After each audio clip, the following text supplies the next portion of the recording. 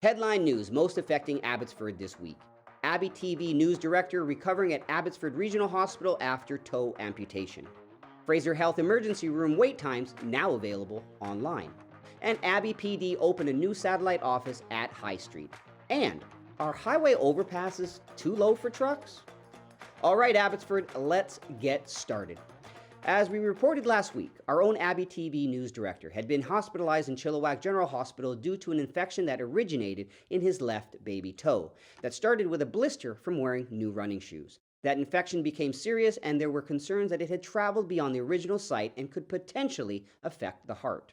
Unfortunately, and as can happen with diabetes sufferers, the toe had to be amputated on Monday at Abbotsford Regional Hospital, where Don had been moved to a week ago last Thursday evening. We're pleased to report that Don is healing well and in great spirits, and he'd like us to thank all of his supporters and well-wishers on social media. It really lifted his spirits and we're sure will help in the recovery process. Don's excited to get back to doing what he does best, the news. While you won't immediately see him, he will be back to writing the scripts from home shortly, and we hope to see him back in the next few weeks. And in a somewhat related story, Fraser Health has announced that emergency rooms wait times are now viewable online. In a media release this week, they stated, "We recognize that some patients and their loved ones are experiencing longer than usual emergency department wait times, which can be frustrating and cause concern for loved ones. This new information about the emergency departments will help patients and families make informed decisions about accessing care. These estimates help demonstrate how long it may take to see a physician and the expected length of stay in the emergency department." While Fraser Health encourages people to familiarize themselves with the new dashboard, they advise that if you have an emergency, go immediately to the nearest emergency department or call 911. You can access this new service through the website edwaittimes.ca. Another week, another overpass crash. Well, two actually. Monday morning, a gravel truck collided with the number 3 road overpass, causing it to catch fire. According to CBC News, the blaze engulfed the overpass, necessitating its closure for several hours. Abbotsford Police Department says the driver of the truck was not injured but is extremely shook up. Sergeant Paul Walker says the truck was heading eastbound along Highway 1 when its front driver's side tire blew and the driver lost control, sending the vehicle into the median where it hit the overpass. The truck then burst into flames, and then, later that morning, another crash, this time at the 264 overpass in Langley, affecting westbound traffic. And after the break, the police department at High Street.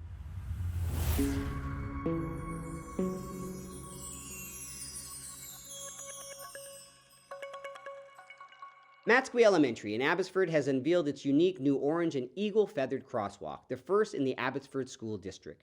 According to abbyschools.ca website, the school recently held a celebration to commemorate the new addition, where students shared the historical and cultural significance of the 7 feathers, representing values such as truth, honesty, love, humility, respect, courage, and wisdom.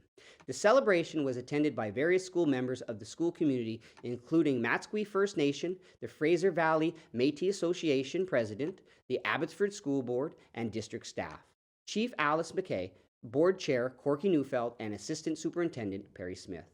They highlighted the crosswalk's importance in fostering inclusivity and showcasing Indigenous culture within the school, and emphasized this as a stepping stone towards a more equitable and harmonious future and the commitment to truth and reconciliation.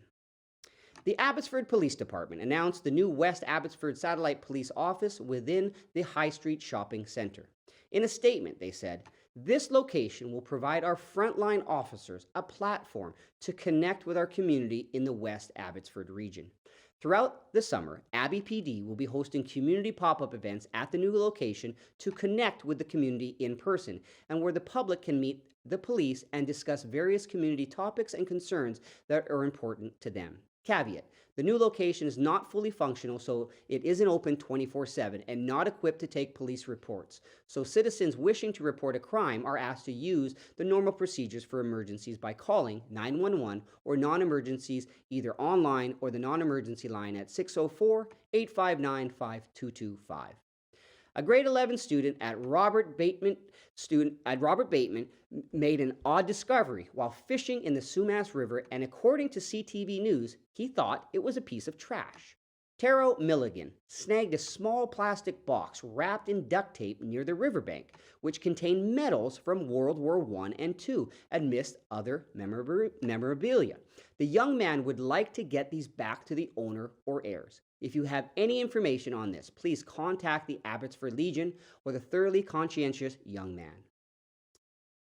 2S LGBTQIA plus individuals over 55, as well as friends, family, and allies, are invited to an open house on June 8th from 1 o'clock p.m. to 4 o'clock p.m. The event is hosted by the Archway Senior Services Department and Community. The community is invited to drop in, socialize, and have conversations with local businesses, organizations, and community members, sharing information and resources for the 2SL LGBTQIA plus community.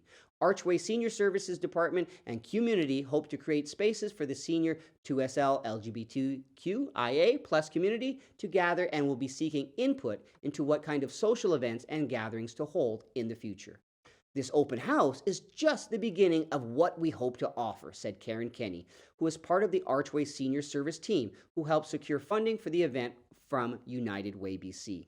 The event will be held at the Abbotsford Recreation Centre at 2499 Macmillan Road, and visitors can enter to win door prizes and tour the Abbotsford Recreation Centre Seniors Activity Centre.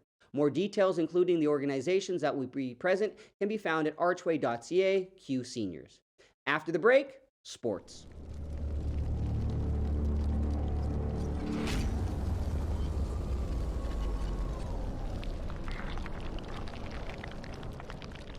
Abbotsford annual Run for Water event made a triumphant return with nearly 1,300 participants gathering at Mill Lake Park on Sunday.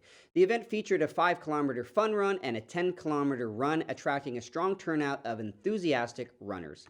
Saturday also saw the Run for Water trail race, challenging participants to tackle the rugged single track of Sumas Mountain with distances ranging from 10 kilometers to an impressive 50 kilometers. In the 5-kilometer race, Mark Klassen from Mission secured the top spot among male runners with a time of 15 minutes and 21 seconds. Tricia Helmer from Abbotsford claimed the female title, crossing the finish line at 18 minutes and 30 seconds. For the 10-kilometer race, Chris Workington from Abbotsford took the lead among male runners with a time of 32 minutes and 57 seconds. Maria Sang from Surrey emerged as the fastest female runner, completing the course in 37 minutes and 17 seconds. The trail races on Saturday witnessed thrilling performances, with Riley Hall and Caitlin Nelson dominating the 10-kilometer event. In the 25-kilometer race, Michael Nishiyama emerged as the male winner, while Jessica Temple claimed victory among female racers. Simon Widman secured the overall victory in the challenging 50-kilometer race, and Annabelle Arnott led the female racers. The Run for Water events aim to raise funds for clean water initiatives in the Amhara region of the northwest Ethiopia. The partnership between Run for Water, Mennonite Central Committee, and Afro-Ethiopia Integrated Development is dedicated to building 15 wells over the next 3 years, providing clean water to villages like Johanna, where 4,000 residents have never had access to clean water. Yashu Chauhan and Sarta Singh Bhatti, talented young karate practitioners from Abbotsford, have secured positions on the BC team roster for Karate BC. They will proudly represent their province at the upcoming national championships in Laval, Quebec, July 7th to the 9th.